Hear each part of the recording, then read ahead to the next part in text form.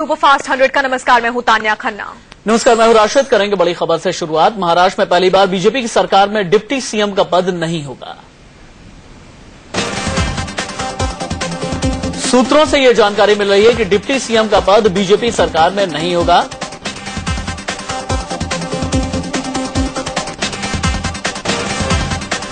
खबर यह है कि बीजेपी नहीं चाहती है कि डिप्टी सीएम का कोई पद रहे। बीजेपी अकेली सरकार बनाने का दावा भी पेश कर सकती है। सूत्रों से खबर है कि बीजेपी शिवसेना का सहयोग नहीं लेगी।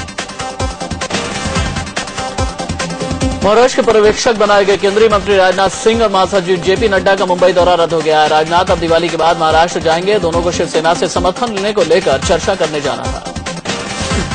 राजनाथ और जेपी नड्डा का दौरा टलने से आज होने वाली विधायक दल की बैठक भी टल गई है। सूत्रों के हवाले से खबरें हैं कि अब दिवाली के बाद ही सीएम पर फैसला होगा। अपने मुखपत्र सामना में शिवसेना ने एक बार फिर बीजेपी और एनसीपी पर तीखा हमला बोला है। सामना के संपादकीय में पवार, पटेल और हाफ चड्ढी के नाम से लेख लिखकर निशाना साधा गया है।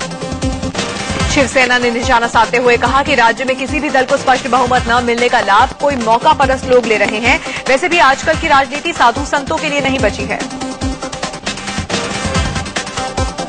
एनसीपी पर तीखा हमला बोलते हुए सामना में लिखा गया है कि चुनाव प्रचार में शरद पवार और प्रफुल्ल पटेल ने हाफ चड्डी वालों का जमकर मजाक उड़ाया था। अब शरद पवार की पार्टी हाफ चड्डी के प्रेम में पड़ी हुई है। सामने में आगे लिखा गया है कि सवाल पैदा होता है कि पवार और पटेल ने बाजार से नई चड्डी खरीद ली या फिर फुल पैंट को जनता ने कैंची मारकर हाफ चड्डी बना दिया है। कल शिवसेना अध्यक्ष उद्धव ठाकरे ने कहा था कि वह बीजेपी को समर्थन देने के लिए तैयार है, लेकिन समर्थन तभी दिया जाएगा जब बीजेपी पहल करे। उद्धव ने कहा कि वो सत्ता के लालची नहीं है, लेकिन स्थिर सरकार के लिए शिवसेना बीजेपी को समर्थन देने और सरकार में शामिल होने के लिए तैयार है। हालांकि खबर है कि शिवसेना बीजेपी को समर्थन देने को पूरी तरह से तैयार है, लेकिन इसके लिए शिवसेना ने कुछ शर्तें भी रखी थी। उद्धव ठाकरे ने कहा था कि अगर बीजेपी के साथ सरकार में शामिल होने की बात नहीं बनती है तो शिवसेना विपक्ष में बैठने के लिए तैयार है। वहीं एनसीपी को बीजेपी के फैसले का इंतजार है। शरद पवार ने कहा कि स्थायी सरकार और राज्य के हित के लिए बीजेपी को पार्टी ने समर्थन का ऑफर दिया है। पवार ने कहा कि बीजेपी शिवसेना को मिलकर सरकार बनानी चाहिए। अगर ऐसा नहीं होता है तो चुनाव टालने के लिए एनसीपी बीजेपी को समर्थन देने के लिए तैयार है। इस बीच एनसीपी नेता अजीत पवार ने बड़ा खुलासा किया है। अजीत ने कहा कि कांग्रेस के एक नेता ने उन्हें फोन कर शिवसेना को समर्थन करने को कहा था। अजीत पवार ने कहा कि उन्होंने कांग्रेस की बात नहीं मानी, क्योंकि कांग्रेस, एनसीपी और शिवसेना की सरकार अल्पमत की सरकार होती। एनसीपी सुप्रीमो शरद पवार ने भी कहा कि कांग्रेस एनसीपी के समर्थन से शिवसेना के नेतृत्व में सरकार की कोई संभावना नहीं दिखती। महाराष्ट्र में मिली हार पर कांग्रेस में पोस्टमार्टम शुरू हो गया है। मुंबई में हुई चिंतन बैठक में पृथ्वीराज चव्हाण, सुशील कुमार शिंदे, अशोक चव्हाण के अलावा नारायण राणे, माणिकराव ठाकरे शामिल थे। वहीं केंद्रीय मंत्री नितिन गडकरी आज नागपुर जाएंगे। महाराष्ट्र में बीजेपी की जीत के बाद गडकरी का ये पहला दौरा है। गडकरी अपने नागपुर दौरे पर संघ प्रमुख मोहन भागवत से भी मुलाकात कर सकते हैं। वहीं अगर हरियाणा की बात करें तो नए मुख्यमंत्री के तौर पर मनोहर लाल खट्टर के नाम का ऐलान जल्द ही हो सकता है। विधायक दल की बैठक के बाद खट्टर के नाम का औपचारिक ऐलान होगा।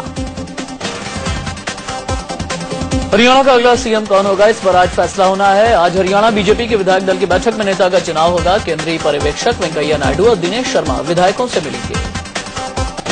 60 साल के मनोहर लाल खट्टर लंबे समय से संघ से जुड़े रहे हैं और वो पीएम मोदी के बेहद करीबी माने जाते हैं। खट्टर ने पहली बार विधानसभा का चुनाव लड़ा और जीत हासिल की।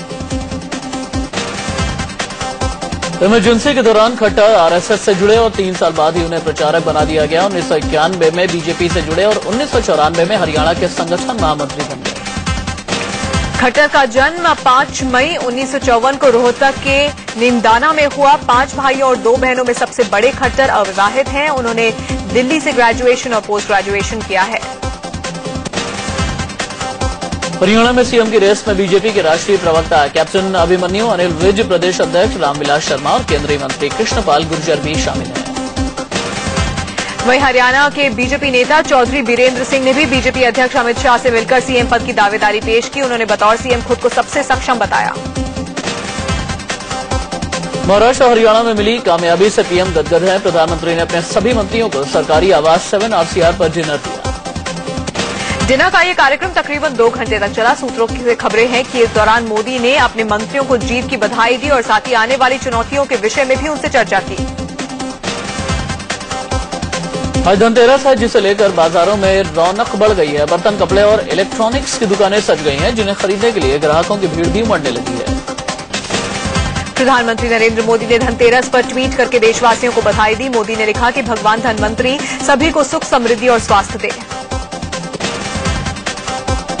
धनतेरस के मौके पर बाजार गुलजार है। बाजारों में भारी तादाद में लोग उमड़ रहे हैं। धनतेरस के मौके पर बर्तन और सोने चांदी के गहने खरीदने की परंपरा है। यही वजह है कि आज बर्तन और सोने चांदी की दुकानों पर लोगों की भीड़ है। ग्राहकों को लुभाने के लिए सोने और चांदी के सिक्कों के साथ चांदी के नोट भी बाजार में उतारे गए हैं, जो लोगों को काफी लुभा रहे हैं। बर्तन और गहने के अलावा कपड़े और इलेक्ट्रॉनिक्स की दुकानें भी सज गई हैं। आज लोग जमकर खरीदारी करने वाले हैं। धनतेरस के दिन भगवान धनवंतरी का जन्म हुआ था। प्रभु धनवंतरी सुख, समृद्धि और वैभव देने वाले देवता हैं।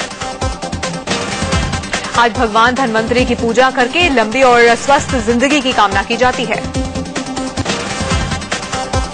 राजधानी दिल्ली के बाजार गणेश लक्ष्मी की अलग अलग तरह की मूर्तियों से सजे हुए हैं। गणेश लक्ष्मी की प्रतिमा को सजाने का सामान भी बाजार में मौजूद है। धनतेरस के मौके पर घरों की सजावट का सामान भी बाजारों में मौजूद है। कई तरह के आकर्षक दिए बाजार में इस वक्त नजर आ रहे हैं। धनतेरस के मौके पर इलेक्ट्रॉनिक्स की दुकानों में भी जबरदस्त रौनक देखी जा रही है। लोग त्योहारों के शुभ मौके पर जमकर इलेक्ट्रिक सामानों की खरीदारी कर रहे हैं। धनतेरस के शुभ अवसर पर आज रतलाम में माता लक्ष्मी की भव्य श्रृंगार उनका किया गया। माता लक्ष्मी को अरबों की सोने, चांदी और हीरों के गहने से सजाया गया। धनतेरस के शुभ अवसर पर गुजरात के जामनगर में मसालों की अनोखी रंगोली बनाई गई है। 9 फीट लंबी और 5 फीट चौड़ी इस रंगोली में 4 किलो मसालों पर इस्तेमाल किया गया है। यूपी के गोरखपुर में धनतेरस के मौके पर लोग जमकर गहने और आभूषण की खरीदारी कर रहे हैं। इस मौके पर शहर की सभी ज्वेलरी शॉप्स में सुबह से भीड़ है। गुजरात में दिवाली आते ही मोदी ब्रांड पटाखों की धूम देखने को मिल रही है। बाजार में लोग पटाखों की खरीदारी के लिए उमड़ने लगे हैं। कुछ पटाखों के पैकेट पर पीएम मोदी के साथ मंगल मिशन वाले PSLV रॉकेट की तस्वीरें लगी हैं, जो लोगों को काफी पसंद भी आ रहा है। इन पैकेटों पर नई सोच, नई उम्मीद का स्लोगन भी लिखा गया है। कुछ पटाखों में मोदी को सफाई अभियान के तहत झाड़ू लगाते भी दिखाया गया है।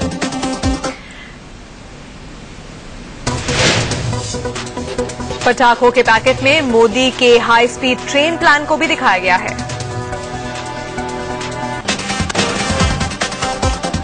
इलाहाबाद के बाजारों में दिवाली के मौके पर तरह तरह के पटाखे और फुलझड़ियां देखने को मिल रही हैं।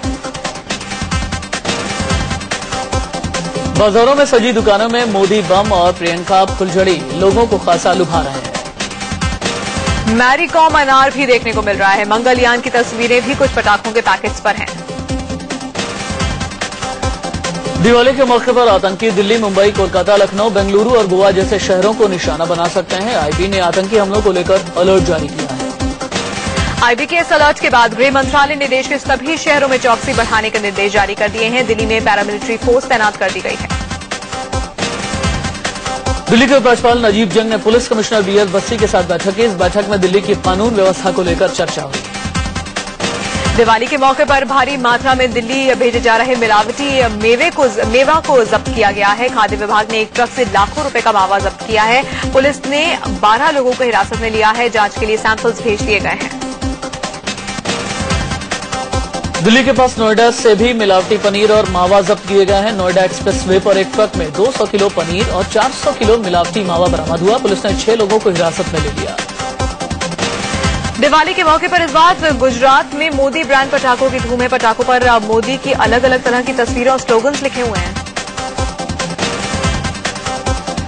यूपी के इलाहाबाद में तरह तरह के नामों से पटाखे बिक रहे हैं। यहाँ मोदी बम के साथ हिंदुस्तानी चटाई बिक रही है, तो मंगलयान रॉकेट के साथ प्रियंका फुलझड़ी, मैरी कॉम अनार और लैला मजनू पटाखों की भी धूम है।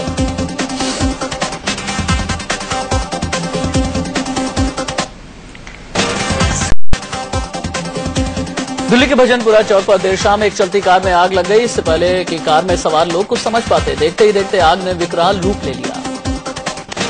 कार में एक महिला समेत 3 लोग सवार थे। लोग गोकुलपुरी से भजनपुरा की तरफ जा रहे थे, तभी भजनपुरा चौक पर गाड़ी के बोनट से धुआं निकलने लगा।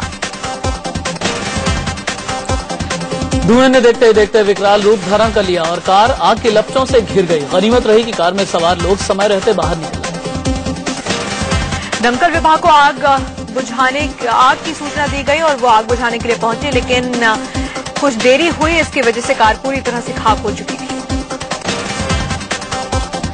उधर दिल्ली के चाणक्यपुरी इलाके में भी चलती कार में आग लग गई। आग से कार पूरी तरह से जलकर खाक हो गई। कार में 3 लोग सवार थे, हालांकि सभी लोग समय रहते बाहर निकल आए। दिल्ली के वेलकम इलाके में केमिकल फैक्ट्री में आग लग गई और इससे जबरदस्त तबाही मची। आग से लाखों की संपत्ति का नुकसान हो गया। सकरी गलियां होने की वजह से दमकल विभाग की गाड़ियां मौके पर देर से पहुंची। कड़ी मशक्कत के बाद आखिरकार आग पर काबू पा लिया गया। ये फैक्ट्री अवैध रूप से चल रही थी।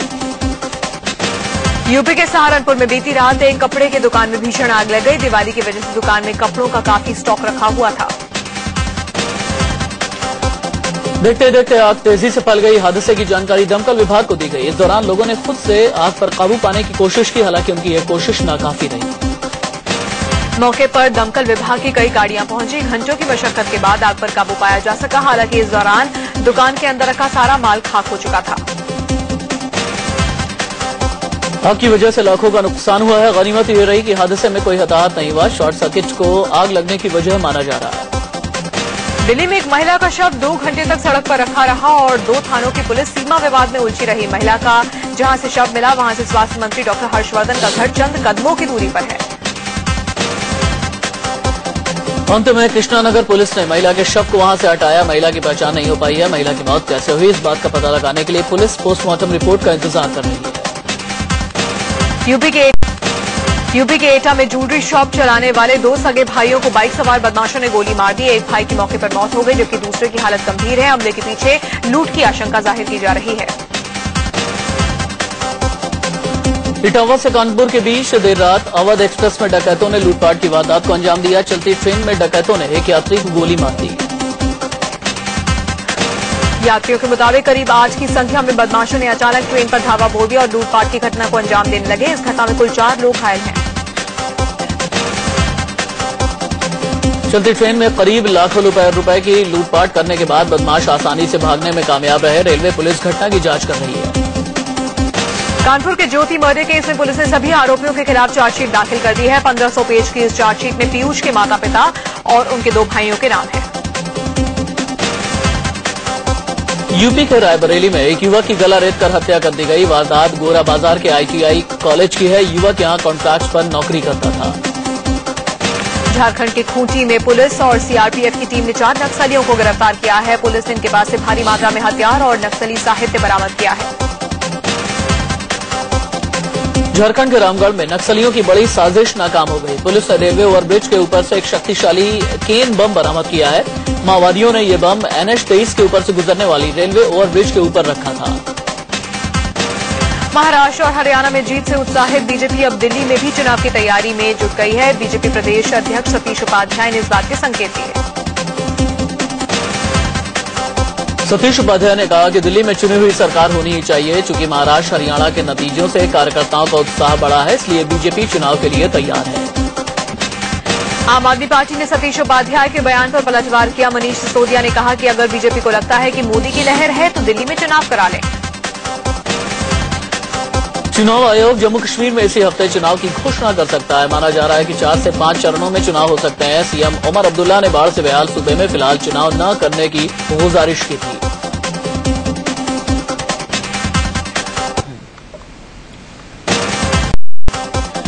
राजस्थान के एम्बुलेंस घोटाले में अशोक गहलोत और सचिन पायलट की मुश्किलें बढ़ सकती हैं। राजस्थान की मुख्यमंत्री वसुंधरा राजे ने एम्बुलेंस घोटाले में CBI जांच की सिफारिश की है। ये पूरा मामला 108 एम्बुलेंस सेवा के टेंडर में 2 करोड़ 56 लाख रुपए के गबन से जुड़ा हुआ है। आरोपियों में पूर्व वित्त मंत्री P चिदम्बरम के बेटे कीर्ति चिदम्बरम का नाम भी शामिल है। कांग्रेस में 2 पूर्व मुख्यमंत्रियों के बीच बयानबाजी तेज हो गई है। छत्तीसगढ़ के पूर्व मुख्यमंत्री अजीत जोगी ने पार्टी नेता दिग्विजय सिंह को अपनी हद में रहने की हिदायत दी है। दरअसल दिग्विजय सिंह ने कहा था कि अजीत जोगी को पार्टी के साथ मिलकर काम करना चाहिए। इसी बात से दिग्विजय सिंह से अजीत जोगी खफा हो गए हैं। उत्तर प्रदेश में अखिलेश सरकार और राज्यपाल राम नाईक के बीच तलखी और बढ़ गई है। राज्यपाल ने सरकारी कामकाज को लेकर राय जाहिर करने को ठीक बताया। वहीं समाजवादी पार्टी ने नाईक पर आरोप लगाते हुए कहा कि वो गवर्नर हाउस का राजनीतिकरण कर रहे हैं। एसपी नेता नरेश अग्रवाल ने कहा कि राज्यपाल को सरकार से कामकाज पर सवाल उठाने का कोई हक नहीं है।